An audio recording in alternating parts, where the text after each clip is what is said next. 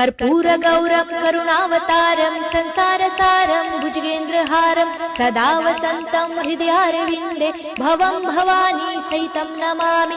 मन्दारमाला कलितालकाये कपालमालं दितसुन्दराय दिव्याम्बराय च दिगम्बराय नमः शिवाय च नमः शिवाय।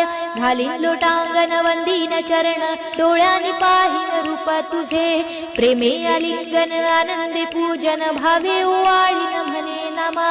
त्वमेव माता पिता त्वमेव बंधु सखा त्वमेव विद्या द्रविणं त्वमेव सर्वं मम देव कायेन वाचा मनसेन्द्रियर्वा बुद्ध्यात्मना वा प्रकृति स्वभावात् करोमि यज्ञं सकलं परस्मै नारायणायति समर्पयामि।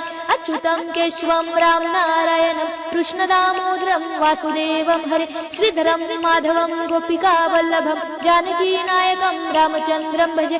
हरे राम राम राम हरे हरे हरे कृष्ण कृष्ण कृष्ण हरे हरे हरे राम